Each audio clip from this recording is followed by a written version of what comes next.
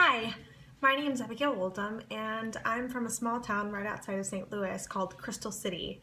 And the best way I can describe the culture is by saying it is reminiscent of the inside of a Cracker Barrel. So think of really average cooked salty soul food and people in rocking chairs, board games, church-going people, really cozy environment where everyone knows each other. As far as the artifact I'm showing today, I'm showing a piece of artwork that my brother made of a portrait of George Washington.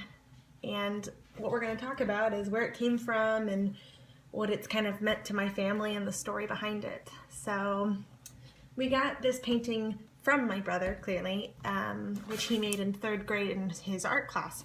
I'm not exactly sure, nor does my brother know the assignment that brought about this masterpiece. But nevertheless, it's here.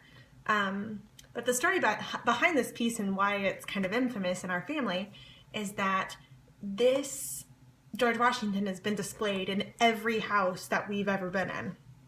So we've kind of always had an art wall, especially when I was young.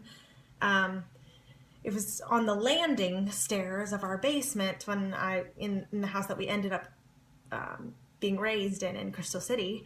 There was like this landing stair of all of our artwork that was recent when we were in elementary school. But now that we're older, my mom has maybe 3 pieces of artwork.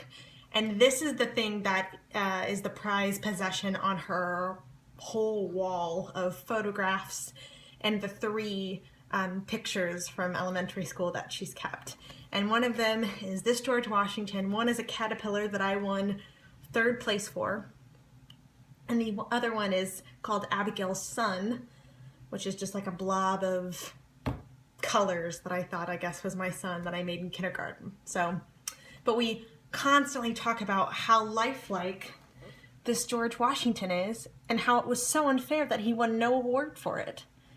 And my brother has never been how will I put it, an accomplished guy. So this has kind of always been his claim to fame, the thing that he's been known for in our family, for making this really awesome George Washington drawing. And he used, you can see the pencil marks, he used some paint here. I think he used a little bit of oil pastel and crayon. You can see the erasing mark. My personal connection to it is that I love that my brother, I don't know, I love that this is something that I can be proud of him for. Again, my brother is not the most accomplished guy, but I don't know, I think it's really cool that he did something so young that we all still talk about. It's a really cool thing in our family. And I think it represents to all of us that we're always capable of doing something excellent. And I think it also says that we don't have to get an award to do something really awesome. We talk about this often.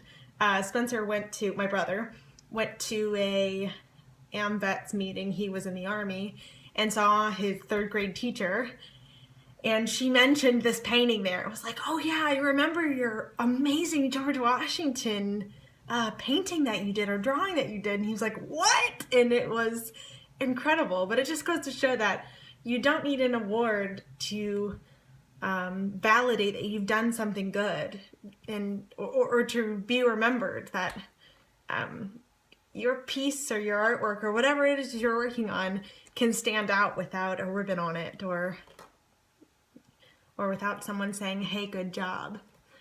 I